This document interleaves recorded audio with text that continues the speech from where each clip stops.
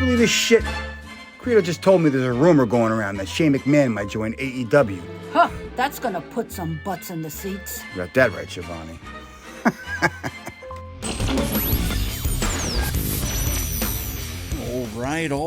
All right. Welcome to episode 255 of another wrestling podcast. I'm Credo. And I'm the social assassin, Angry Cooter. JB is joining us live via satellite. Who is this week's guest, JB? Hey everybody, it's Jonathan, and on today's show we are talking with none other than G.L.O.W original Jeanne Hollywood Basone. It's one you can't miss. We talk about G.L.O.W, the Netflix version, the original version, everything that Jeanne's got going on. It's can't miss, so tune in. Thanks a lot. An OG of G.L.O.W, an OG of G.L.O.W. Hollywood is making a return to their show, guys. Last time we had her on, it was just audio.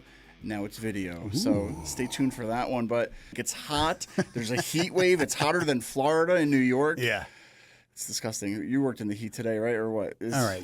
How do I explain this? You got kids, right? I got kids. Okay. They ever leave like a Now and Later or a Starburst in the car on a hot day? Oh, and you know when it sticks to the vinyl? Yep. So that's what it was like for me today. It was like hot Turkish taffy. My yam bag stuck to the side of my leg all day. Well, if you weren't getting visuals out there now, you sure are on our YouTube. You ever hear of the Batwing, Credo? No. Oh man. Well, before we start, out. let's let me shout out JB again. That interview last week with Crowbar, Devin Storm, whatever you want to call him, was awesome. You don't typically get too many interviews like that where the guy was just happy to have a job. He was very gracious, like he saved his money. He was smart. He started his own business, didn't bury his soul, was just happy to be there, participate. And it's rare to see something like that. You see a lot of other people who would take that opportunity and be like, this guy was an asshole, that guy was an asshole. So big ups to both of them. That was a great interview. And it's just good to see that even people from the past like that, they're just not bitter. Like your boy Bret Hart. You know what I'm saying? Leave Bret alone. I gotta leave Brittany alone. Leave Bret alone. It's gonna be a new shirt from AWP. We have returned in video format. You not only can you be listening to us right now on Spotify, on Audible, on Apple Podcasts, but Angry Cooter, you can visually see us now on YouTube. So after this show goes live, streaming out to the world, we're gonna be dropping the show on our YouTube page. So if you're listening to us, make sure you're watching us too. So check it out over there. We're streaming straight to your ears from Beacon Podcasting. If you live in the Hudson Valley, Cooter, and surrounding area, or anybody out there, and you're looking to create your very own podcast, then visit beaconpodcasting.io and tell them AWP sent you. Absolutely. There you go. Sal, you're still my Captain America, baby. Oh man. So Cooter, once again, we're just two guys sitting ringside talking about wrestling. We're not. You can't judge us. We're not experts. We're not in the ring. We're not wrestlers. No, but we are the consumer. And, that's right. I love when wrestlers say our opinions don't matter until we stop watching because, there you go. If I'm not watching, you don't have a job, motherfucker. So maybe you should shut the fuck up. That's it. We're the audience, guys. We are the crowd. We're paying the tickets. We're paying our price for admission. So we want to see good things. So we might have some negative things, some positive things. But all in all, we're the unspoken majority, I guess, right? I think this week, a lot of positivity, though. I'm going to get a lot of positivity out of this Angry Cooter this week. So Happy Cooter could be a new gimmick for you. No. Listen. I'm too old to change, bro. I'm too old. He set his ways, kids. No. He set his ways. Well, some news that broke earlier last week, PW Insider is reporting that October 1st is NXT's debut date on the CW network. Very cool. So WWE has yet to confirm the premiere date, but around October. The early plans, though, are calling for the show to be held outside of the Performance Center and held on the road in major arenas. So a little bit different environment for NXT. I mean, they could be coming to the MJN Center, formerly known as the Mid-Hudson Civic Center in Poughkeepsie. That'd be cool. Perfect building for them, but it's not too it's not too big, it's not too small, it's just right? I just hope they don't fall in the same trap as AEW and try to fill buildings that they can't. Dude, I worry about that more than anything because the one thing I do like about NXT is the fact that Arena and Performance Center always looks full. Yep. That's really great look. And the way that their production values have been, doing all these wide shots, doing all this cool stuff, it might take away from that aspect of it if these audiences are empty and you can't do that because it just looks like shit. You know what I'm saying? No, yeah. I mean, back in the day, even too, they used to record like Sunday Night Heat or whatever it was, like during the shows, and then they would just play them later on. So it's like, hey, you don't have to worry about filling up the building. But on the same, hand, they're I don't know, it's a whole different topic of attendance and stuff like that. But I mean, if the NXT is going on the road, hopefully they'll come to Poughkeepsie, or come back to New York or something. That'd be kind of cool to see them in the area. So stick around for that one. But like how they gonna fill the arenas. Working with TNA has kind of been helping them a little bit. This crossover, Jordan Grace did it last week. Joe Hendry, who I had to Google a little bit. I haven't been watching too much, so I haven't really known what he was doing. And I'm a fan. I'm starting to become a Joe Hendry fan, a Joe Hendry guy. But he's working with NXT. He had a little thing in the Rumble. He's gonna probably come back for another match. But just TNA, NXT working together. I love the Jordan Grace Instagram or comment, I think it was, because he posted up a picture. And she's basically ragging on him because you could see the palm trees. Like, try to hide your debut. It's obvious you're in Florida. Yeah. I was like, oh, that's so great. Nah, so I mean, like little things like that, though, because I feel like it helps NXT, it helps TNA, gives them more name recognition. Oh, I've seen this guy in NXT. I'm going to go watch him on TNA now, or vice versa, right? So companies like that working together is great. I don't know. It's something to look forward to, I guess. But I know I have something you'll love, though. It's something I came across during the past few days. A Shane McMahon to AEW? Question mark. Why? Why? Dirt Sheet legend has it that Shane was reaching out to other wrestlers over in AEW, but it was on the Grill and JR podcast. Co-host Conrad Thompson, also former guest of the show, said that he heard from a friend who told him that it's not far-fetched as people think about AEW and Shane McMahon, and that Shane has reached out for hypothetical interest. So, I mean... Wait, you hear that? You hear that? I can hear Mike Colon screaming from Kingston right now about this motherfucker's rabid punches that aren't landing. Oh, you know what? We just got to send him this article. I guarantee you we get like a 30-second voicemail of how big of assholes we are for that. I mean... Why? There's been a lot of stories, and like we can only speculate, right? We don't know what's happening behind the scenes, a lot of things, but a lot of things that we've heard, when Shane, I think the last appearance he had was like 39, WrestleMania 39 around. Yeah, wasn't that when he fucking hurt himself? Yes, and he hurt himself, and Snoop Dogg had to make an audible. Snoop Dogg had to bail you out. Yeah, you know what? AEW, you have a lot of good talent on that roster. Maybe look into getting Snoop Dogg instead of Shane McMahon, because I think he's a little bit... He actually put on a better show than Shane would have. Oh, God. No.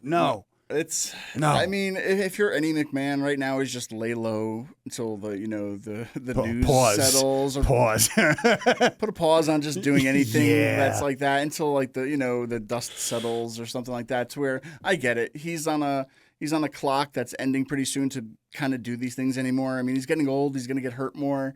The battery has died like 3 times. Fuck that clock. Throw it out and get a new one. Ever since we came back to video, in this video realm, we talked a lot about production. There's been a lot of production talk about what we've seen different. One regime has ended. Another regime has taken over in full force, especially with WWE. That's the main thing going on right now. In our realm of what we're talking about with productions. Sure. Let's talk a little bit about what we've seen the past few weeks, and it's not like a rundown of every show. Like sure. I said, go to our good friends Jim Cornette. Listen to his podcast. He's got the rundown shows. Those are the shows you want to listen to. And it might be the one wrestling podcast where the guy swears more than I do. That's it. We'll have to have an Angry Cooter meets Jim Cornette. That would be so great. Great. But overall, the productions have been taken over. I mean, let's talk a little bit about how they pulled this off. And I think half of Ireland really hates Scotland. It was in Ireland? No, Scotland. Scotland. Yeah. I don't remember. It's fine. But either way, over in Scotland, I only know so many countries. But over in Scotland, CM Punk interfered in the clash at the castle. Did he really, though? Did he? I don't know. I mean, God, listen. The fans were kind of livid about it, but talk about like how they pulled this off. All right. The fact of the matter was, I loved the way they shot this, and it made me want to watch Raw because of just this one shot. Because you see the finish, right? He hits the Claymore. They're counting till 10. The crowd is fucking counting. It was an amazing finish. And then, oh, there's a ref on the way. And, usually they do that stupid shot where you see the fucking chubby little bastard running down to the fucking ring. You know what I mean? And they didn't do that.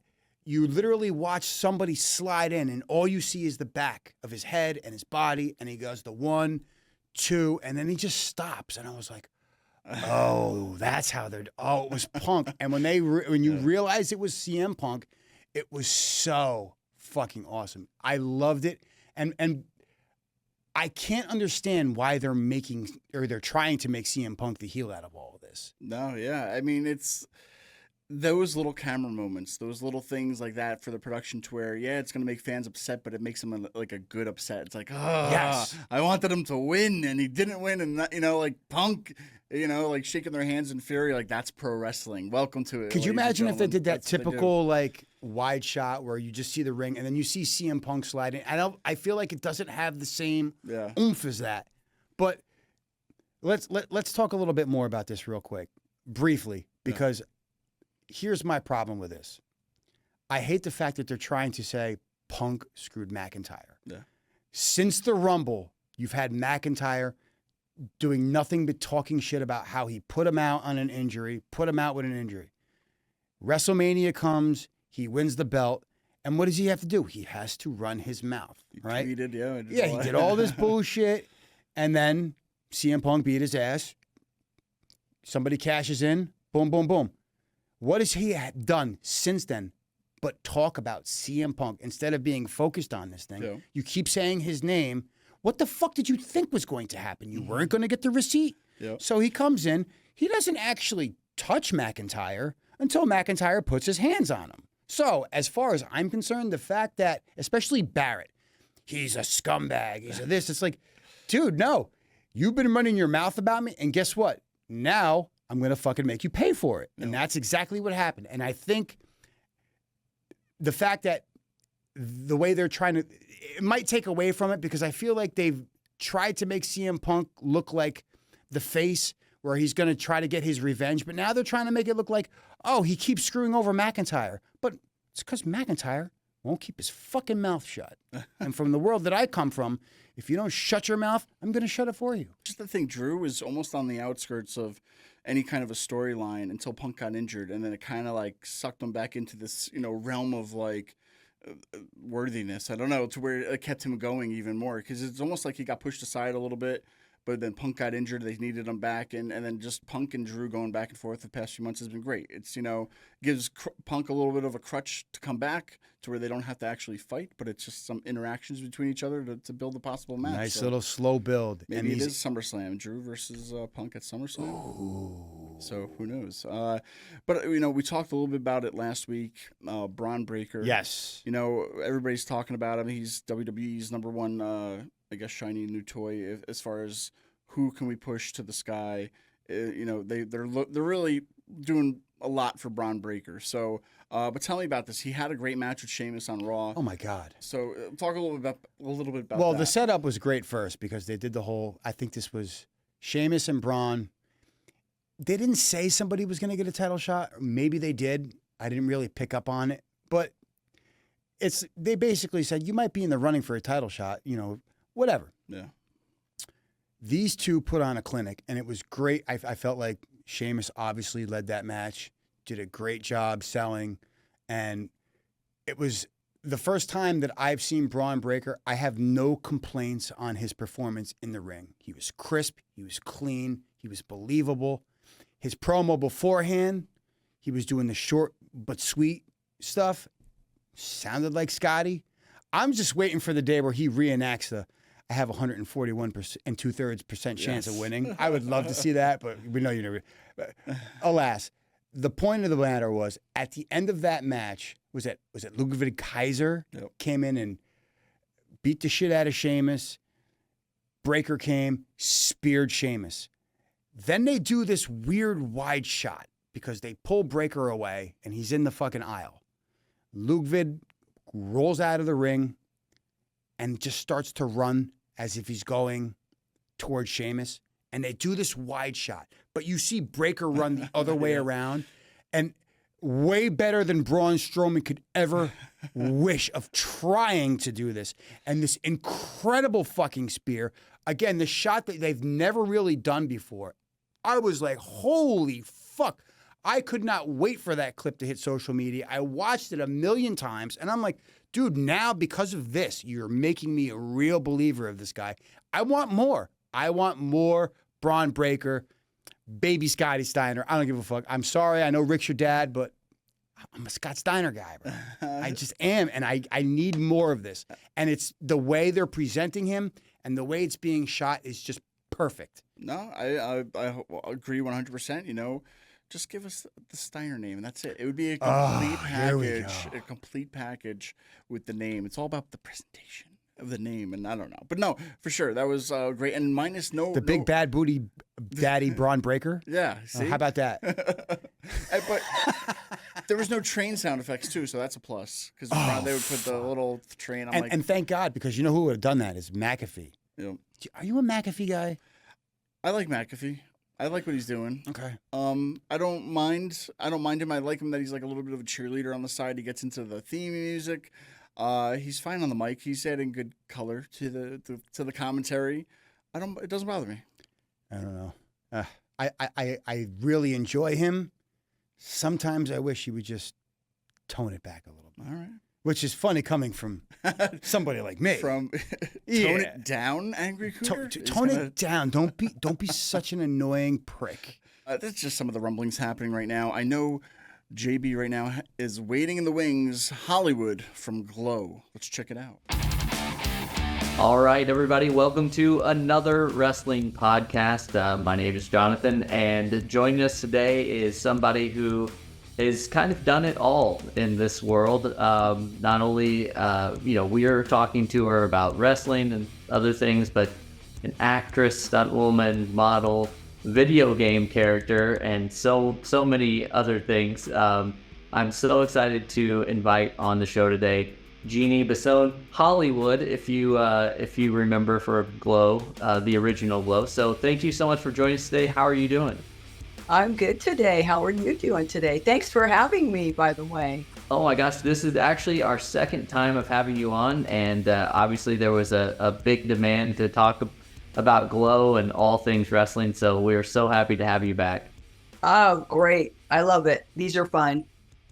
Great. So, obviously you've done a lot of interviews, and so, it's always important to us to kind of figure out things. And one of the things that's really interesting to us is just kind of how you got started. Obviously, we know where you ended up with G.L.O.W, and then now kind of what you're doing these days. But I just want to know kind of more about your beginnings. So as a child, as a teenager, all that, were you ever thinking that you were going to get into this kind of crazy business? I know, crazy business, all entertainment to me, no matter what it is, a model, an actress, a wrestler, it's crazy.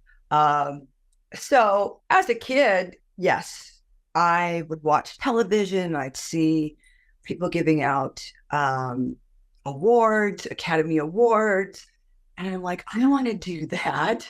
I want to be like one of them. But, my parents are pretty conservative, being from the Midwest. Even though I was born and raised in California, that doesn't matter about anything. Your parents set down the rules and you follow those. So I kept saying, I want to do acting. I want to do this. I want to do that. And they didn't say no, but they didn't say yes. So we kind of really didn't have that one-on-one conversation. So I let it go. And as I got out of high school, that was always something that I thought I would do. Now, wrestling was not part of that, even though I'd already lettered in softball. I played volleyball scholastically. I played a lot of sports.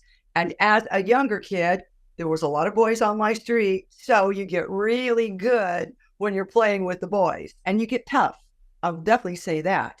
My sisters are younger, and there was another couple of girls on the street. And when I got tired playing with the boys, and I would go and play Barbies with the girls. So I had this really well-rounded you know, social thing going on with everybody. And I always wanted to be friends with everyone. So again, it started as a kid. And then when I got to be an adult, I decided I would do something about it, got with an agency. I did 1 or 2 things in some little movies while I was trying to do my job at the same time, which was a phlebotomist. And then one day I just got this, I can't say email, excuse me. I got either I had a pager and I did have an answering machine at home and I checked it. And then there was this audition for, they didn't say wrestling, they said for a sports show. I'm thinking, well, what kind of, I can do any sport. I can do it. Then they said wrestling and I was like, whoa, but that's okay. You're fearless when you're young. And then I just started training with Mondo Guerrero. Anybody could train. So they needed 12 girls for a pilot. I was one of the 12 that they kept and they called her Hollywood. And I was like, yes, I'm from California. I love Hollywood. I can make this character rock. And so the rest is kind of history, really. Absolutely. So phlebotomist, that is there's a couple of things. I feel like we have to have a glossary because I don't think everybody listening knows. So phlebotomist, you drew blood. Correct. That's someone who takes your blood in the lab. So I was doing that, but I also was a lab assistant upstairs. I point up like I'm working there. And I also worked in the lab as well. So I did that for about 5 years. So right after high school and then straight to that audition. The audition was 1985. When they picked the 12 that they wanted, we had to go to Vegas for about a week in December of 1985. I took some time off, went there, filmed 1 match with Tina and Ashley, Vine and myself. We had to do little comedy sketches or interviews. I'm telling you, when they asked me to do an interview, I was like, well, I didn't really know who is Hollywood. What is the character? You guys told me that Vine and I are pickpocketers, but that's not, I don't like that. That's cool. That's one of the gimmicks we can do, but what else can we do? So I kind of had to figure out the characters for both Vine and I. And I thought, well, Hollywood to me in the 80s was all about the rock and roll music back then. So I was like, well, we should dress like those video vixens in those 80s videos. They had their hair crimped. They were wearing gloves, leather, or heels, just like lingerie. That's one of them. So that's why you see the corsets that both Vine and I are wearing. So once we found that out, it was easy. But those first, that first taping was really hard for me because I'd never been in front of a camera. I'd never been in front of an audience rooting on, that kind of audience. I'm not talking about when you're in school and you're playing softball and volleyball. That's different than being filmed.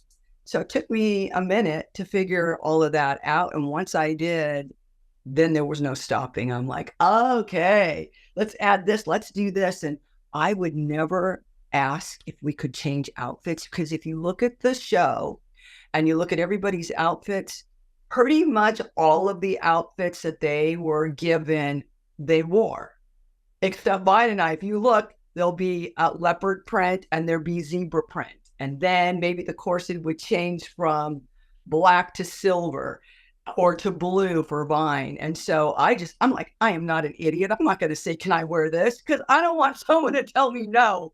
Yeah. I didn't like the word no very much. So I broke those rules a lot. Yeah. So obviously you said that you were an athlete and obviously athletic. And then you said that you first started to do the interviews, you may have been a little nervous and stuff. So you say that the athletic side of the G.L.O.W was much easier for you to take on versus the interviews and stuff? Yeah, that was much easier. That came natural. Learning the acting part, who's the character. Well, I got to be mean. I don't want to have to be, on my heel. Once I figured out who the heels were, it was so much fun to play the heel. even though you're not that character, Oh, it's just, I'm so glad. Thank you, Matt. Thank you, David McLean, for making my character as cool as it was. And the writer, Stephen Blanche, was really good with the writing. Later on in the show, they decided, let's do some PSA commercials. And who can we get that the fans would listen to? Well, they said, we don't want to give them a good girl, but how about we have a bad girl talk about drinking and driving and drugs? Sure. And that's how that happened. So we would film those it would be on a Saturday, and we'd be finished with all the matches. First of all, those matches consisted of not one match on a Saturday in front of a live audience being taped. It might have been a singles match, and then, a tag team match, and then maybe a lumberjack match in the middle, and then a battle royal. So I was doing more matches. So trying to remember this and that. And then at the end of it, before I could get on the plane to go home, I would have to, when the audience left, that's when I had to remember all my lines for the PSA commercial. So it was a lot going on in one day. But like I said, it's interesting when you love what you do. I don't ever remember stressing about learning the lines. I just had them. I looked at them. Now today, as I get older, memory starts to go like, wait a minute, let me look at, okay. You think too much, you overthink it. So we would just bam, bam, bam, get it out. And of course, our director, he wasn't the easiest director. He was pretty, hardcore. He had been a film director for many years. And, he expected a certain way, but I'm thinking, man, I'm not an actress, However, when you are wrestling, you are playing a character. So you are acting. But he was hardcore, so you did not want to F up in front of him, because do you want to be yelled in front of everyone? No. So just like your dad. My dad was my coach. Do you want your dad yelling at you in front of everybody when he already told you home? When I give you the signal, you steal. You better do it. Nope. Yeah. It was the same thing. So obviously G.L.O.W blew up. It was a cultural, pop cultural thing in the 80s. It's something that people still obviously talk about today. There's been a lot of documentaries written about it and videos and all of that. So do you remember kind of when you started to find out that they were going to kind of do this show on Netflix? Like, how did you find out about that? I'm trying to remember how we did find out. Well, they went through the girl that has the trademark, which was Ursula Hayden. Ursula got that trademark a long time ago, and she had always been trying to do stuff with it. I think we might have been getting ready to go on a cruise, and a lot of girls were talking about it. And of course, the first thing that everybody wants to know, are the G.L.O.W girls going to be able to be in it? That was the first question. And sadly, no, not even Ursula was offered a part in it. She licensed it to them for 5 years. I think Netflix has one more year, possibly on the licensing of it. And I don't see a part 4 coming, unfortunately. I watched it. And of course, all of us watched it. Some of us hated it. Some of us loved it. I was one of the ones that said, if you are going to talk about G.L.O.W, it'll be great no matter what you do. Even it's fiction. It's not a carbon copy of our show, but it's close, I liked it. If you're going to promote G.L.O.W, and give us a little recognition, and, the interviews that we all got afterwards was very cool. If you're in the New York Times and you're in this magazine and that one, it's pretty cool. So like I said, we found out, but sadly, none of us would be in it. But if they just would have had a cameo, I just think it would have added so much more to the show. I think our fans would have loved it. Mm-hmm. So when you did watch it, this is the part that's really, really interesting to me, is because I watched it as somebody who, grew up with, learning about G.L.O.W and watching G.L.O.W and all those things. Right. So I felt a certain way when I watched it. I can only imagine you. Did it kind of transport you back to that? Did you have any feelings of almost like out of body, like, oh wow, this feels very normal to me? Yeah, well, first of all, you're like pinching yourself, and I do that every once in a while. Like when I watch old, I posted something on Instagram of it was a narration of someone saying who Hollywood was, and she's a bad girl, and she's getting carried out by the police. You pinch yourself and go, "Is that really? Did I really do that?" It seems like such a long time ago, but then you put yourself back in it, and I was just such a kid, 21, 22 years old.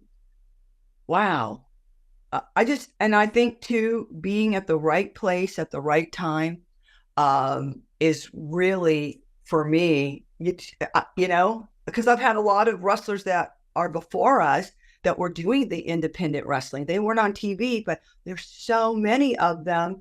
And we'll have, talks back and forth about it. And I just said, you know what, guys, it was just I was in California. And that's where the auditions were. Now, they did go to different places later, like for the third and fourth season when they were looking for new characters. They went around to different places to interview some of the ladies. But yeah, you just, it just takes you back. It's so, I can't explain it. I've already explained it already as I have, but yeah. It takes you back. And then, of course, you want to go, I want to wrestle. I want to be on TV. I want to be in the Netflix show. Yeah. We did. It would have been so cool. I wish that we would have been able to talk to them a little bit, at least to give them some stories. They took everything off of YouTube. Yeah. And Melrose, her character, would be a combination of Vine, MTV, and myself.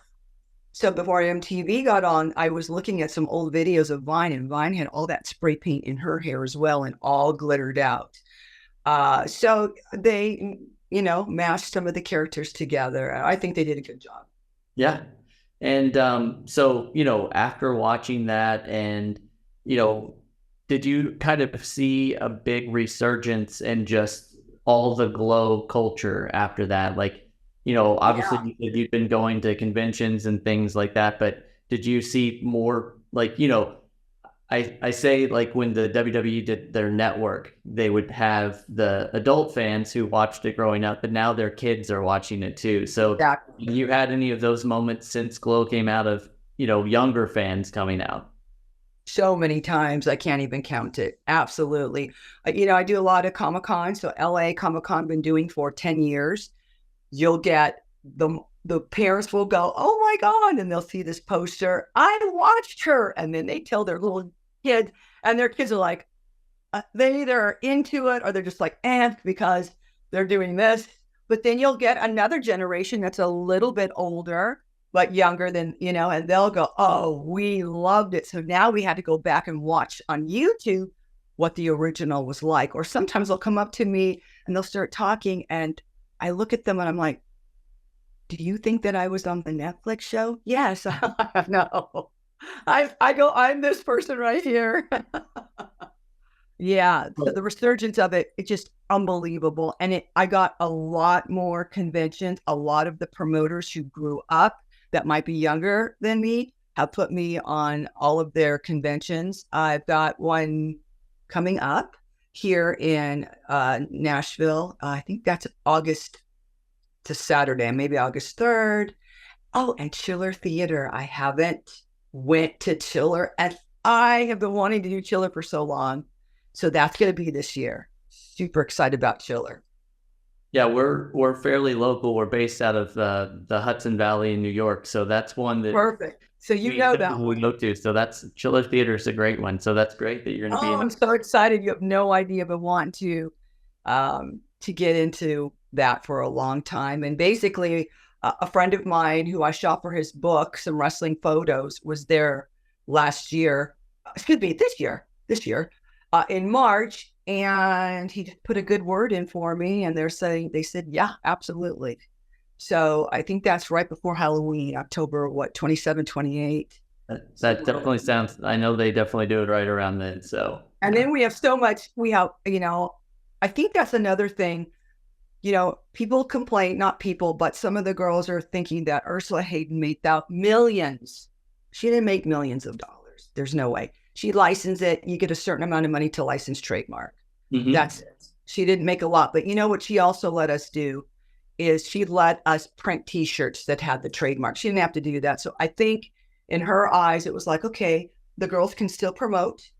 I trademarked my name. A couple of girls have trademarked their name. So I trademarked mine. I think Little Egypt did hers. I'm not sure about the rest, but anyway, but yes, you know, we sell that stuff. I sell the G.L.O.W t-shirts. I love bringing back all the vintage stuff. And this picture right here is the one that gets the most. Everyone wants the G.L.O.W, what they remember. They love the old stuff. Yeah. And, also we were talking about conventions going back and having Ursula let us sell this. I'm going to go back a little bit because 1994, we were talking about video games earlier. You said, I did a video game, and I did that video game in 1994 called Plumbers Don't Wear Ties. So you do a gig, you go to the next gig, and you forget sometimes what you do. So the internet starts to get big, and all of a sudden I'm getting messages from gamers that I don't know. They don't even know anything about the wrestling, but they're going, hey, I found you. You're Jane in Plumbers Don't Wear Ties. I'm like, where are you seeing this? And then they enlightened me and said, go to the YouTube channel with the Angry Video Nerd and check out his interview of that. And when I have found out how many views that that particular interview was getting about that game, it was more than G.L.O.W has ever. Go to any of those views on YouTube. 9.6 million is a lot compared to like 12,000. So that was a whole nother avenue. And I wish I knew that earlier, but Limited Run Games is the company that decided to buy it from a guy named Michael Anderson. I shot commentary all through it, and then I did a new beginning, but we kept everything the same, which is crazy. And then I did a convention. I did PAX East this year. Oh, that was in Boston. That was tremendous. Wow. And to have people lining up, signing these little Nintendo Switch games. Oh, it was so cool. It was just, wow. Just a whole nother genre for me. So I'm grateful for Limited Run Games and Audie and Josh and all of them for, bringing back this game for people to see. Absolutely. And it had a big anniversary. Like you said, it came out in 94. And so it's 2024. Yeah. And I definitely saw that Limited Run Games. For those of you who don't know, they do a lot of different kind of games for, basically back in the day, you could just buy what was in the store, but now people can create these things and can be sold. So to be completely honest, I don't think in 94 I even knew about that game. It wasn't until, like you said, recently that I saw a video about it. But you definitely have made a mark in pop culture, not only with just G.L.O.W, but with the video games and all the other stuff you've done. So, do you feel, and again, I think I'm somebody who's very introspective. I think back about like what I've done in my life and all that. So if you were to put like a pin in what you've done so far, is it more than you expected? Do you think that you are happy with what you've done, or is there still more to do? How do you feel about your legacy so far? Well, there is always more to do. I always think that, but I will talk about more of that because all the writing is done in my autobiography, and I'm super excited. All I'm doing now is just, what am I doing with it? Oh, I'm getting all the photos where they need to be in the parts. It's called Hooray for Hollywood, the original G.L.O.W girl. And it's going to be out, I hope, August. And I just can't even tell you. So yes, there's always more. And that's me. I'm not one person that just can sit still. As you can see me, I move around a lot. I talk a lot. I'm super excited about what I do. I love traveling as well. I love meeting our fans. So there's always another level to go to. What that level may be, who knows?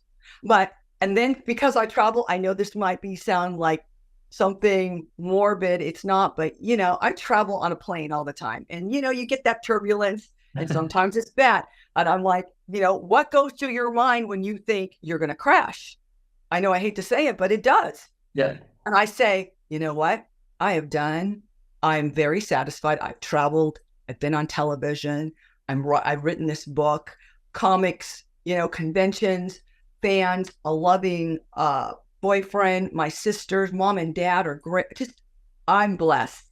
Yeah. And so I would say, okay, I went down and I was satisfied and happy with my life. Absolutely. But that's not going to happen. No, you're good. We're just No, that's not going to happen. But seriously, you got to think about it. Yeah. What if? Yes, absolutely. I'm on a plane almost every week. Next week is Cleveland and then Chicago, then back home. Yeah, and then after that it'll be New York City, and then after that I think I'll be Philly, and then after Philly, California. Wow. That's all in the next 6 weeks or less. That's crazy. Well, congratulations on that. Yeah. And the book, and we're definitely going to be looking out for that. Please. So one of the things I also like to do is, we talk about the internet. We talk about how there's sometimes false information out there or whatever. Oh, yeah. If you look at your Wikipedia, it kind of goes through the things that you were an actress for. So Right. I'm going to read off some of these. Yeah, things. read it for me. And I just want you to say, yes, you did that. No, Okay. And then if that's a good one. Good for you. Yeah, I just like to, I want to make sure that. Yeah, you want to make sure it's correct because anybody could add stuff to it, Absolutely. That's So what they say anyway. the first one they have is JAG. Yes. You were on. Stunt work. Okay. I play Anaconda Angie. That's incredible. All right. Then Days of Our Lives. Yes. I was a stunt double for Nadia Bajor. Yes. I took a fall for her. The TV show Chuck. Oh, yeah. I am a bad guy and I'm shooting a semi-automatic. That's stunt work too. Myself definitely know this. Married with Children. Of course, I did that twice. It's incredible. Saved by the Bell. I played a bikini girl coming through the parking lot. It was a 5 and under. 5 and unders back then were 5 lines or under. I don't know where the lines are. Sometimes they drop things. But yes, I was on that. The Larry Sanders Show. I gave out a refrigerator. Perfect. I was like a Vanna White on the show. In Living Color. I played you won't see it because I'm gone, but I am playing a high school kid at the prom. My dress, someone was supposed to step on it, which they did, and the dress comes off and all there is lingerie. It must have been too much, so they cut it. And with the same vein of In Living Color, it also says you were in Me, Myself, and Irene. At the end of that show, we're at the beach. I don't know what we're doing, but yes, I don't have an acting part in it, in that. No. So is there anything? That would have been a glorified background actor. Okay. Was there anything else? I mean, obviously that's a very impressive resume, but was there anything else that was not on there that you were in? Oh, well, there's a lot of stuff too. There's I did some stunt work on a couple of movies. One was called Loch Ness, and I'm in the boat, and the Loch Ness monster comes up and tips the boat over. We were at Lake Castaic in California when we shot that. I had to hang upside down on a cross on another movie, a horror movie called Armageddon. I don't know which one. There's so many. And I have to hanging upside down on a cross. Woo! You're saying your prayers just because it's such a morbid, weird thing. Like some people go, no way, I'm not doing that. Yeah. I'm not that superstitious. Yeah. So all good. I'm trying to remember some others. I'm sure there's more stuff in there. Is Playboy mentioned in there? I think it did say that I think it was 86 maybe. Or 89. 89, December 89. Yep. Worked on that. Wow, I see other stuff in here that I've never seen before. I'm looking at it with you. Yeah. Okay, all the Family Feuds are in there. The Phil Donahue Show, the Sally Jessop. Yep, there's Playboy right there. My autobiography. So I also on this, it is with Dan Murphy, who's in the New York area, who is just awesome and got my voice wonderfully. Then I had another guy, Ken Davis, who I was introduced to in December. And he went through all the editing, and then he had suggestions. I'm like, fire them away. And that's why it's been taking longer, because he's like, what happened with this? You didn't talk about the G.L.O.W magazine. People want to know. What about that G.L.O.W? And I go, what about the G.L.O.W calendar? What G.L.O.W calendar? See what I mean? There's so much stuff that you guys don't know. And he really went through it with a fine-tooth comb and made it a better read and a great read for you fans. So Ken Davis, you guys are awesome. So I have to add Ken in there as well. And then John Cosper has written many books. I did the forward for one of his books about Elvira Snodgrass. It was an old wrestler, not old, but a wrestler back in the day. And I wrote the forward for that, but he's been a friend of mine forever. So once we're done putting things in, he'll format it with the fonts, how big, how small, pages. We'll get that ready, and then we'll upload that into Amazon, and then we'll get a test copy made. We'll go through that test copy, and then we'll start. That's incredible.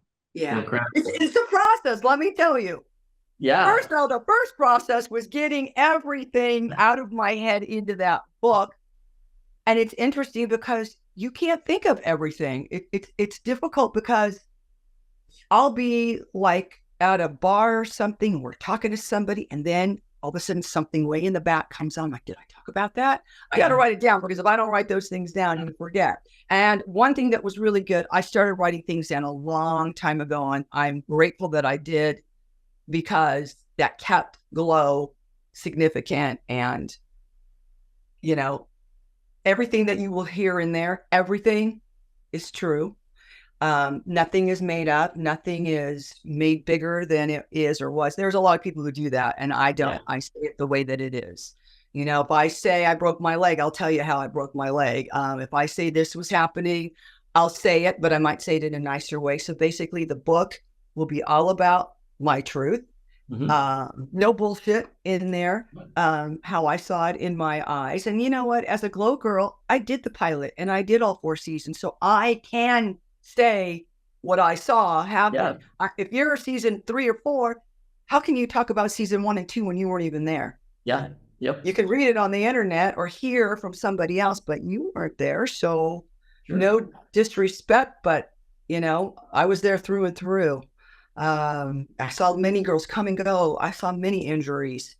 For the most part, I would say during the show, all the girls were beautiful, talented. We didn't have a lot to complain about. We were on TV, we're touring. So we had a good group of girls for sure. The book is classy. It is not trashy. All right. Yeah. Well, that's a great look on things. I think I always say, just in my life, it's just as easy to be nice to someone as it is to be mean to someone. So like the fact that you chose that avenue, it means something. Yeah. And my question about the book real quick is, like I said, I'm in the New York kind of area. So have you thought about potentially doing like a book tour, like going around and doing that? Something that you'll do? Oh, yeah. I'll do a book tour. I've already had a couple of promoters ask me about one, so I got to figure out how that works, who, what, where, on all of that. Of course, those will always be at the conventions. Cauliflower Alley Club is coming up August 19th, so if the book is ready, I'll bring it there. Right. And then there's, hardcover, softcover. I do both, because I really like the hardcover look. I think I could do more with the sleeves and different stuff. It's exciting putting it together. Right now, I've looked at the first draft on the cover. So I think it's in trend right now. I think what I always do is I do a lot of due diligence. I go to the bookstore. I look on the shelf. When I'm in the airport, I go to the bookstore and I look and see what catches my eye or everybody's eye, what stands out, which ones don't stand out. It's what's on the inside. Well, how did this, do I do it in parts, which I did instead of chapter, parts, subchapter, part 1, family, part 2, all of entertainment and G.L.O.W, part 3, when I was finished, what's going on after that, G.L.O.W, Netflix. And then I decided to add some quotes in the beginning, not quotes because I love music so much that you will see like some lyrics from a song and who it's by, which pertains to those chapters. Sure. So check that out because those are little hints of what is in that chapter. Well, and again, hooray for Hollywood. Yes. And if you didn't already have that title, I would have one to recommend for you. What is it? From phlebotomist to candle maker, which we haven't even touched on yet. So you mean the soap maker? Oh my God. Okay. No worries. No worries. How did you get into that?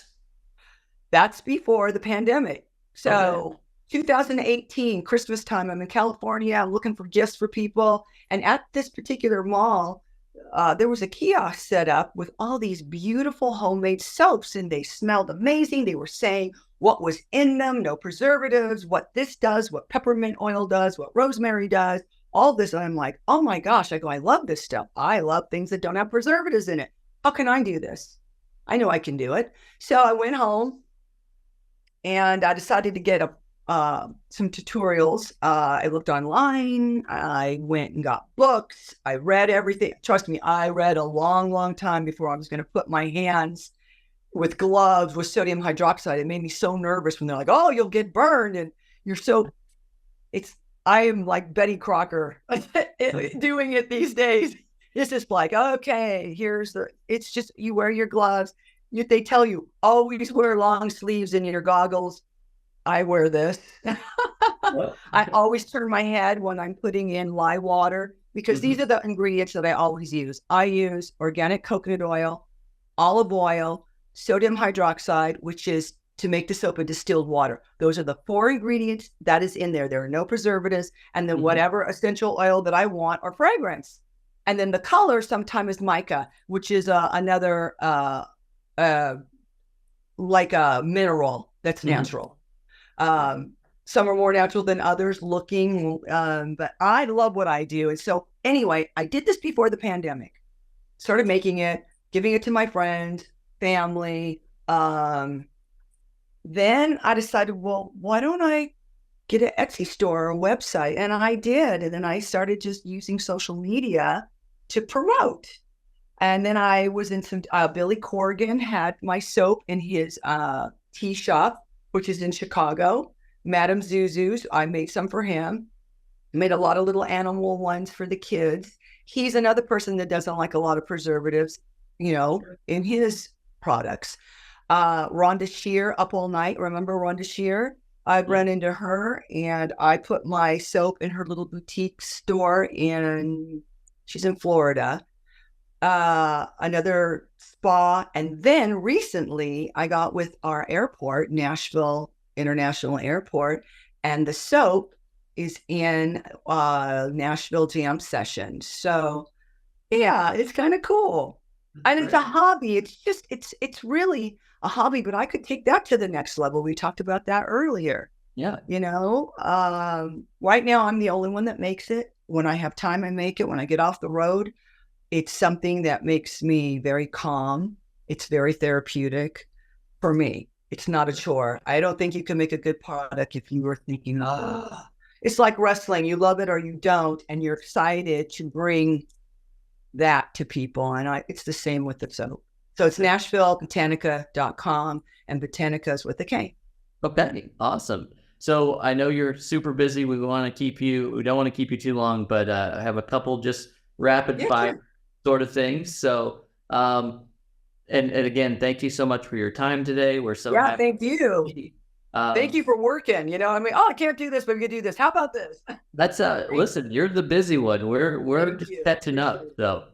All right. So I don't know how current you stay with wrestling these days, but just overall from when you were a kid till now, do you have any favorite wrestlers that you really enjoy their work?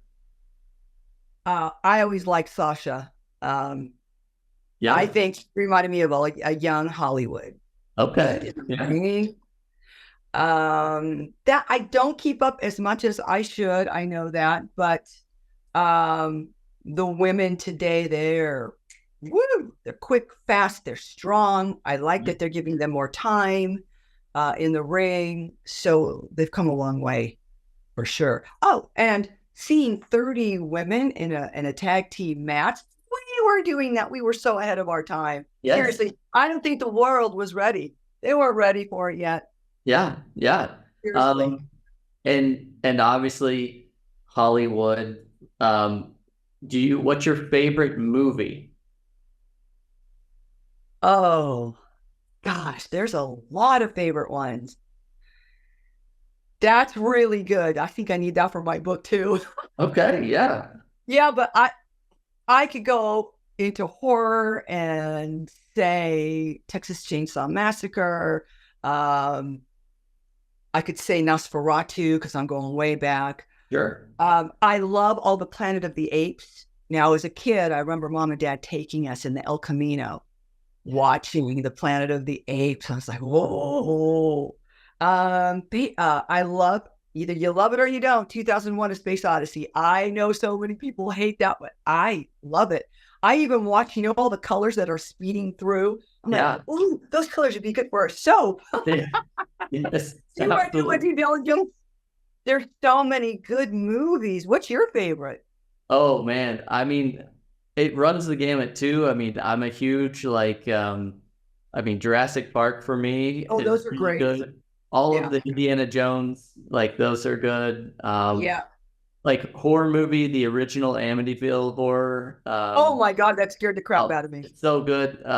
It's just that, and again, it's these stories, and that's, I think, why it's so important that we all talk about these things, because it's just it's a really cool thing. But it's hard to pick one, isn't it? I did write. I have there's a book called My Favorite Horror Movie, and they asked me to write, a certain amount of dialogue for it. It was hard to pick one, and again. What's the Jamie? Halloween is a good one because during that time I was babysitting. I was like, oh my God. Yeah, that's tough to take that. I kept thinking that I was going to see, is it Michael Myers in the back door? Oh my God. Yeah. Yes. So I did write a lot about in that particular. Sure.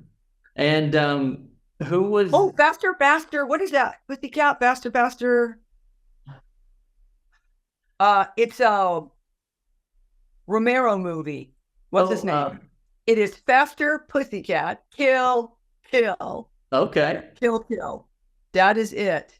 1965. Have you seen it? Yeah, I haven't. No, but I'm going to. Oh my gosh, you have to see this movie. Now, when you see it and you see the three girls, then you can see why I wanted to remake this movie and be in it. So that's all I'm going to say. It's a Russ Meyer. I apologize. Russ Meyer movie. No, that's awesome. Yeah, black and white. Yeah, I think people should get out of their comfort zone sometimes and watch things they've never seen before. So that's and that's what I do. I always give movie a chance. I'm not going to go, no, I'm not. And I love documentaries. That's a whole other thing. And I love history. Sure. I love learning because you can never learn too much if you know it all. Well, someone told me once, if you know it all, then you'd be dead. And I don't know it all, and there's so much to learn. Absolutely. And lastly, so obviously G.L.O.W was a big part of your life, and you were one of the most, obviously influential characters on the show. Who were some of your favorite, just purely on the idea behind the character, who were some of your favorite characters on G.L.O.W? On our show? Yes. Yeah. Oh, well, obviously it was Mountain Fiji. I loved her. She was sweet. Matilda the Hun was me and Vine were her second. So Matilda had a lot of knowledge. She'd been in front of an audience, so you could watch her get into her character. She was a hoot, let me tell you. The Farmer's Daughters. Wow. Yep. Even though we didn't really get along, me and the first one, because we went to the same school, but their characters were tremendous. Yeah. Americana, she stands out. The Heavy Metal Sisters, they stand out. Yep. And Hollywood and Brian. Absolutely. And Tina and Ashley, Tina and Ashley, they were the good girls, but they were, but just the heels, the heels are so good. Yeah. They were. No, I think, again, just like I was saying earlier, how it's just as easy to be nice to somebody as it is to be mean. It is. Yeah. I think in wrestling, it's more difficult to be a good heel than it is to be just an easy like baby face, because anybody can come out and say, That's right. I love this town that I'm in, but like to be a really good heel, it's you better be. You got to get some acting in there, because you're supposed to be. If you're notorious for being, kicking someone where the sun doesn't shine, you better do it. Yeah. You got to show. And like I always did my thing, because I'm taller. I'm 5'7". A lot of the girls were shorter than that. So when I would do a test of strength with all of them, I'd like to go back. I'd reach up even higher to make them jump and try to humiliate them. Yep. It was just, spit in your hand, just stupid stuff like that. It wasn't stupid. It was just, and another thing that they never told me to do, but I did, I would hide all kinds of stuff under the ring apron before they even got there. So they did not know that there's rope under there. They didn't know there was a cup of water under there. And then I use the audience. I'm like, hey, I need your drink. I drink it. And then I throw it on her and give it back. I mean, that's what heels do. You think outside the box, and you make your character not 100%, but you give them 110%. Yeah. I need a belt. Who's got a belt? Here, hold it. Belt goes around her neck, choking her, throwing her into the audience. Me and the farmer's daughter had tons of those matches. They were great. Incredible. And again, so obviously you very multifaceted. So you've got a lot going on. Where can people kind of keep up with you? Obviously with social media, there's all kinds of things. So where can we find you? Instagram, official G.L.O.W Hollywood. My Facebook, they've probably gotten rid of it twice, saying it's not me. But it's under my last name, so it's Basone, Jeanne Marie. So if you're looking for me, don't do my real name or Hollywood, because Facebook's gotten really weird. And then if you're looking at the soap, there's Soap for Hollywood Botanica with a K. And if you're an X person, it's G.L.O.W Hollywood. Awesome. Well, again, we want to thank you so much. We wish you nothing but the best in the future. And thanks for coming on. This is the second time, like I said, but maybe once that book comes out, we got to get you I'm coming back. Oh, absolutely. I know you'll have really good questions for me. Awesome. I can't wait. Yes. Thank you so much for having me on. Have a great day. You too, sweetie. Take care. We have to really get into this. This is the talk of the town. Yes. This is the biggest thing that's happening right now for WWE, or just in wrestling in general. There's a lot of things going on, but this has a lot of people's attention, if you will. So it's been we've talked about it 2 shows ago about possible Wyatt Sicks members. We have a name, Wyatt Sicks, Sicks, like you're sick, but Sicks.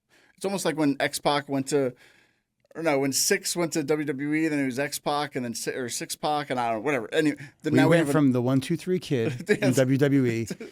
He skipped 2 numbers, became 6, went back to WWE, and had an X, which is 10. So then he skipped 7, 8, and 9, which was 3 numbers. I'm going to blow your mind. 1 + 2 is 3. +3 is 6. Oh, shit. Bro, and they say that we aren't smart? Fucking marks.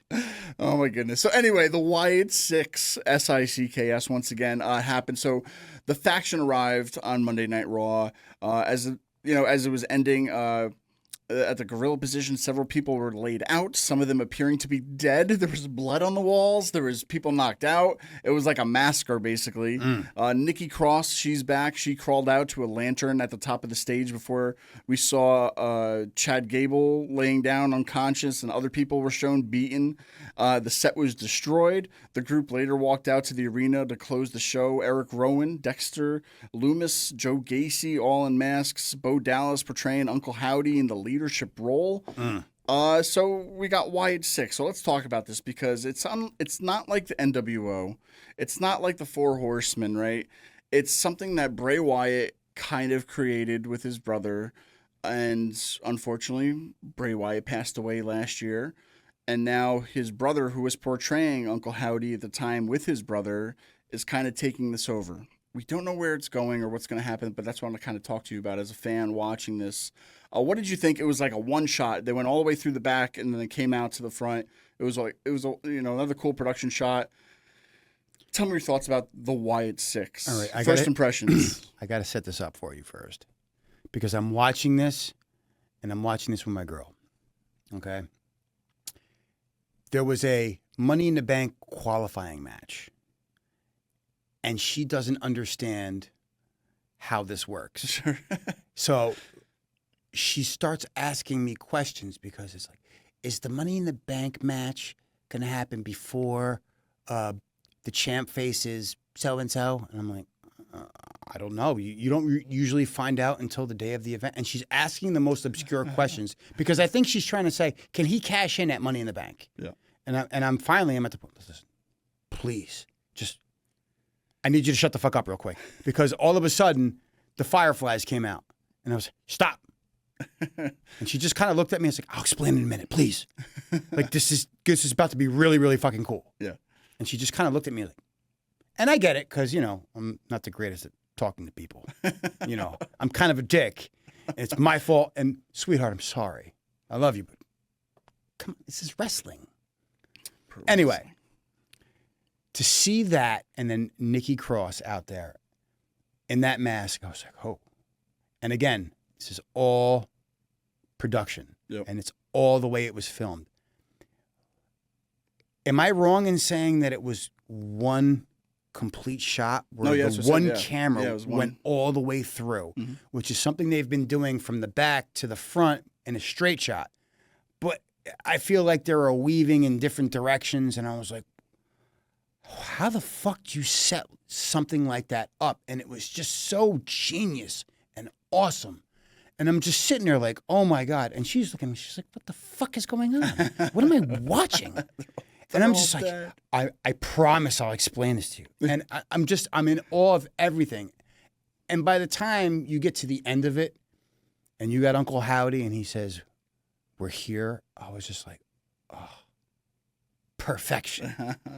Perfection. Yeah, man. It's, it's something, because, like, if first-time viewer, if you're watching it, and you're like, I don't get it. This is like a thing you've had to be watching for years. You had to understand Bray Wyatt, what he was doing, and then when he left, and you have to, even if you watch that story I said too, it was on Peacock, came out at WrestleMania. Yeah. It kind of explains what happened to him in his last days, how he died, and all from like COVID complications, or something with his breathing and all that stuff, and with his heart and yada yada yada. So you can't just like watch this and expect to understand it. You have to kind of like take a deep dive and like watch a lot of his past stuff and to understand what's going on. So, but Wyatt Sicks, there was only 5 of them.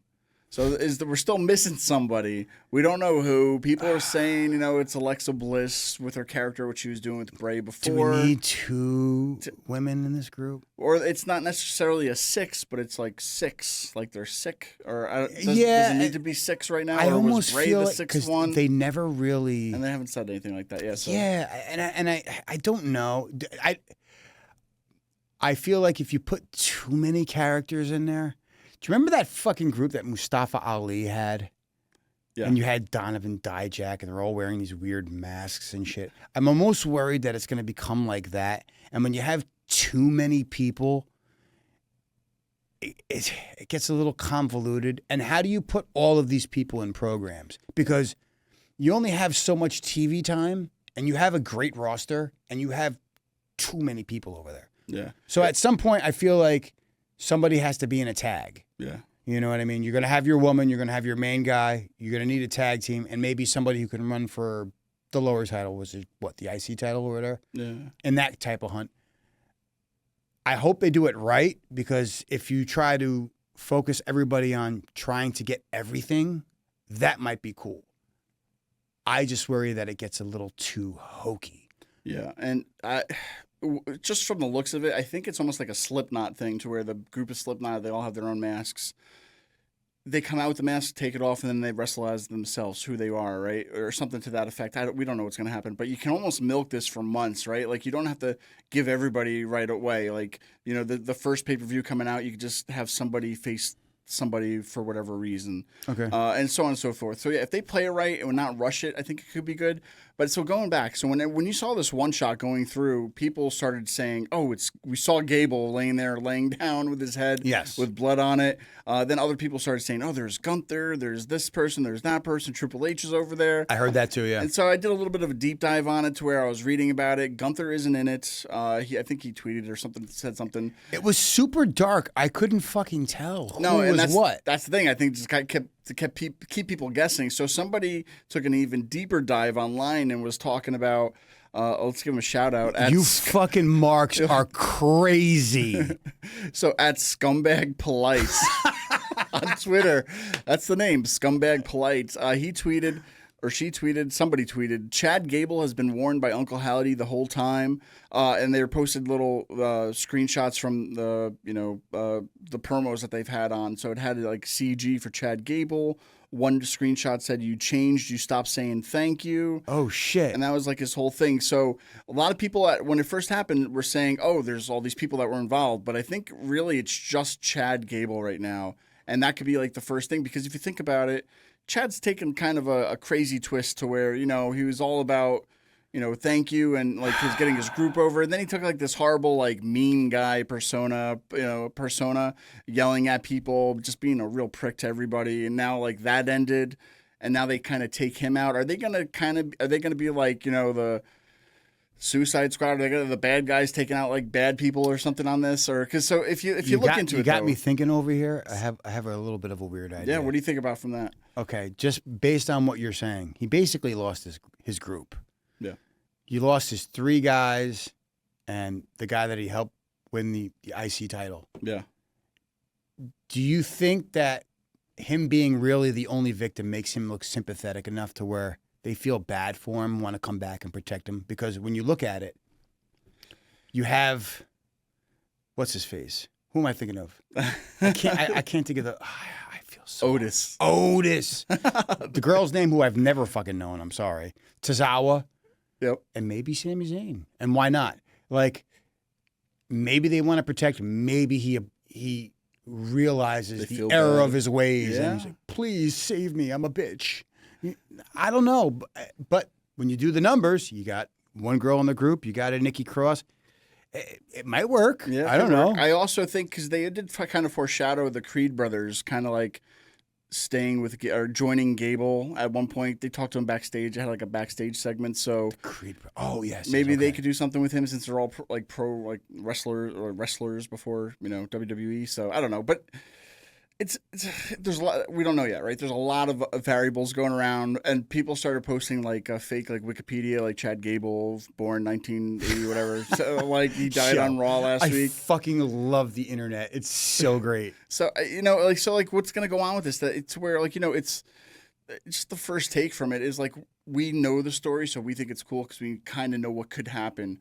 As a first person just tuning in that night and being like, you're trying to explain pro wrestling to somebody and they're seeing this, be like, well, dude, it's a long story. You're right. Because like I was telling you earlier, I had to go outside and explain that everything that you said, from where he lost the title to Roman, Bray Wyatt, to everything. Like because she was genuinely like, what the fuck just happened? And why are you just like in awe? Like I almost got teary-eyed because it's like that true dedication, to Bray Wyatt, and she's not. And once I finally explained everything, it took a little while because I like to ramble.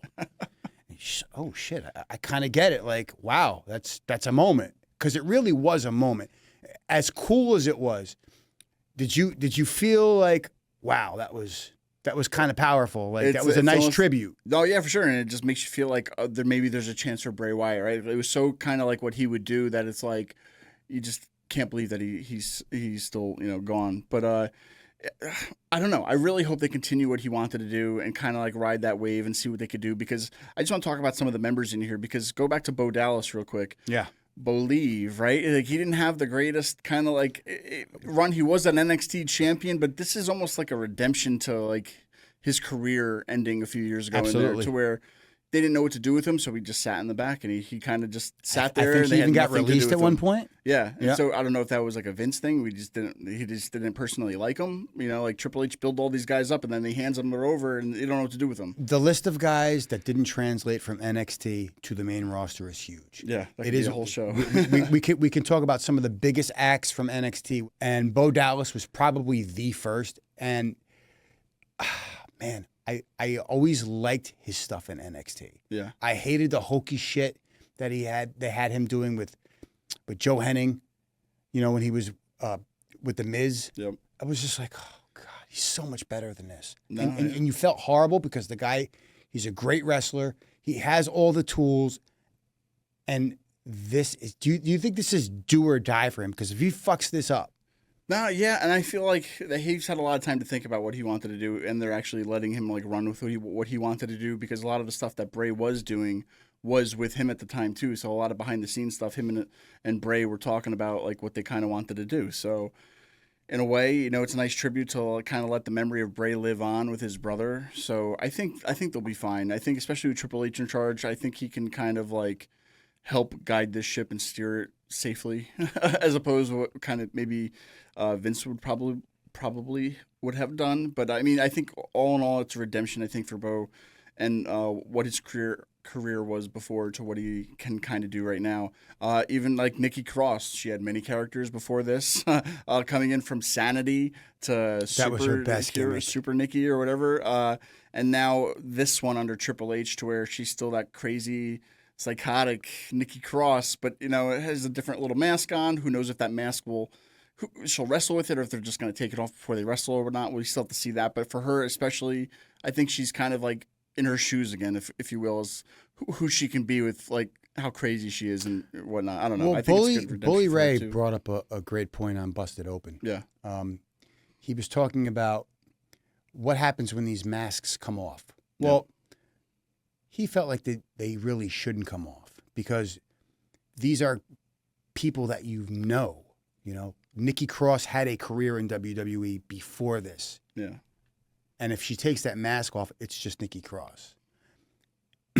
If Uncle Howdy doesn't have a mask, he's just Bo Dallas. You could kind of get away with it with, I feel, Dexter Lumis, because he didn't really have that great of a run on the main roster. Yeah. Gacy, obviously, he's brand spanking new. Who am I missing out on? You don't need to worry about the upside down Sheamus, because you don't need to worry about him, because he's an original member of the Wyatt family, and I think it's great. Yep. You know, it's good for him.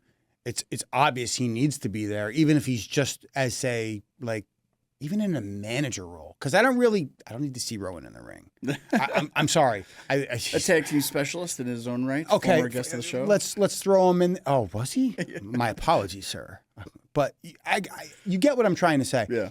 I like the fact that he's there just because of the history that he's had with this group. Yeah. So he's kind of like, to me, going to be that linchpin, because he's been there from the beginning, and he's going to see it all the way through, and I really like that. Well, going back to what you said, too, with the masks, I mean, some of them are really big. I doubt they're going to be wrestling in them. But if they take them off, if they kind of have some kind of like face paint on, whether it's, you know, just like whatever for the eye, that's fine with me. Listen, you didn't know who the fuck was wearing doink makeup. Come on now. Exactly. So I think coming to the ring in the mask and then just taking it off and wrestling, I think will probably be a lot better for what they could do. But I mean, going back to some of the other members you mentioned too, you know, Joe Gacy, this is his main roster debut. Mm-hmm. A lot of people were commenting on him in NXT, how they reminded him of Bray Wyatt in a way, to what he was doing with his like psychotic kind of a thing down there. A younger version of a Bray Wyatt type person, but you know, adding him to this mix, I think, is a perfect fit for that. Dexter was what you mentioned too, is always awesome. Now he's just even better. I loved what he was doing with like the serial killer stalker. Yeah, the creepiness that he was portraying before all of this was just amazing. No, yeah, and it got to a point where he was kind of creeping me out, even though like he really wasn't doing all that off the wall. But his ring psychology was just so great that he was starting to creep me out. And it's like, you put him in a group like this, I can really see it working for him. Yeah. Again, I worry about these specialty type matches that we typically seen from, I don't want to say the Wyatt family, but especially more Bray. I don't need to see a House of Horrors match or whatever the fuck lights that out was. with all neon lights. I don't need to see that shit. I don't need to see anybody wrestling Bron in a fucking swamp. Yeah, Like, and I then, like even like Vince or whoever ruined it to where I don't know whose vision it was or who had it, but like even with Alexa Bliss at Mania, was it whatever? She had the black stuff going down her face. Yeah, And it was like, I don't know if that was. If you go too supernatural, Yeah, you don't go too crazy. It's just a little bit of Little stuff. Like bit. lights go out, they disappear. That's fine with me. I mean, listen. So don't go too. As far as we're concerned, we grew up on the Undertaker. Yeah. All he had to do was go like this, and the fucking lights came back. And every once in that's all a you gotta while, do. he would do something, and maybe the fucking lightning would strike Paint somewhere. the fire, right? Yeah, That's it. you know, we don't need too craziness. But I mean, I love the opening of this. It was a great little setup. Yeah. I just don't overdo it because I don't want to feel like I'm watching fucking House of Horrors every fucking week. No, yeah, for sure. So hopefully they kind of get to the point of what they're going to be doing or why they're doing it. Like I said, that whole Chad Gable thing is kind of interesting. I mentioned too, who's the sixth person? Alexa Bliss. Why not even Braun Strowman? Braun Strowman was a part of the Wyatt family too. I know he's doing his own thing now too, but he could have been another guy into this group that would have made sense in a way, only because he was brought in with the Wyatt family. Fair enough. So you know, who's going to be the sixth, right? So what's happening with that? Who knows? We'll see.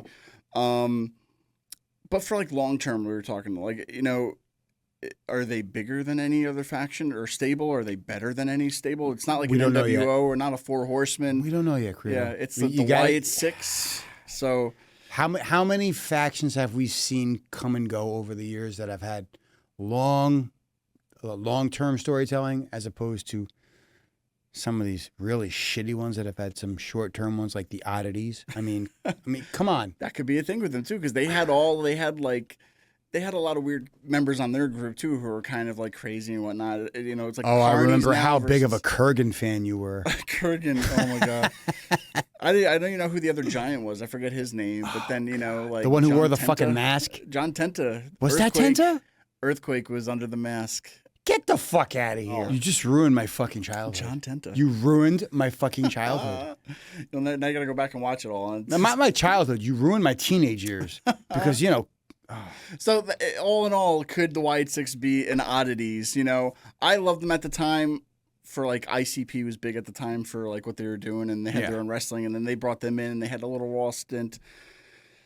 But I don't know. It's like we have to see. We don't know what's going to happen because this is first time it's under Triple H. So let's see what happens, right? With what they're going to be doing, if they're going to have like stupid theatrics, or if it's going to be more toned down or done cooler under Triple H. So I mean, I want to point something out. yeah. Some of the main things that we really talked about today, all Raw. We didn't really touch anything on SmackDown. No. I did not see that coming, honestly, because I feel like the draft, when they set these rosters, I was like, looking at it, I'm thinking to myself, you know, SmackDown's got a pretty good roster. Yeah. You know, I feel like they might be the better show. No, I'm completely wrong. This is me admitting that I'm wrong. Thank you, Patron. Well, a first in AWP history, ladies and I gentlemen. was wrong. Save this episode, save it to DVR, record it, send it to your family and friends, put it in a time capsule so you can let Angry Cooter know when he was wrong on the today's dates. No, but for sure, man, this has been great. I think we still have a lot to see. We've only had a touching of what the Wyatt Six is going to be or what they're going to do. But everybody's hyped. They want to see what's going to happen, especially under a Triple H regime and production. What's crazy about it, I feel like I think this is the most excited I've ever seen the wrestling fans based on one 5-minute segment. Yeah. as like the opening and, you know, to a new storyline. I don't think I've seen this much chatter about a topic like this. I can't remember the last time. Yeah, and I haven't seen people this like, holy shit, since Scott Hall went to fucking WCW. I'm being dead ass serious right now. There's been every single one of my friends, whether it's people that I talk to in the gym, they just can't get enough of this one segment. One fucking segment, Credo. It hasn't even been a week yet. And, you know, the bad guys are the cool guys now, right? Yeah, like, they literally killed people before there was blood. Chad Gable might not make it through. We don't know what's going to happen with him. But, you know, Shout out to Chad Gable. People love the bad guys Wait, now. wait. So Wasn't that Mike Cologne's sleeper pick? He was only like 5 or 6 years, you know, off the mark. Still could be IC champion one day. Yeah, one day, Mike Cologne, maybe your sleeper pick can become a champion. He's almost there. Sal, you're going to have to drive me home today because Credo almost killed me last week. Omas. Hey, Tone. What? How come I'm not in the studio with the rest of you guys? Because logistically, it wouldn't be a good idea, that's why. What the fuck do you mean by logistics? You know how much hate mail I got last week for your comments on Ricochet? I don't need people protesting the fucking studio. Secondly, Sal said those cameras, he'd have to zoom way out to fit your big ass in there, all right? Third, Credo said you have a face that was made for radio. All you guys can go fuck yourselves. And by the way, What? why do you have that big bottle of tequila on the table if you're only gonna drink out of the mini ones, you fucking pussy? Oh, Mom.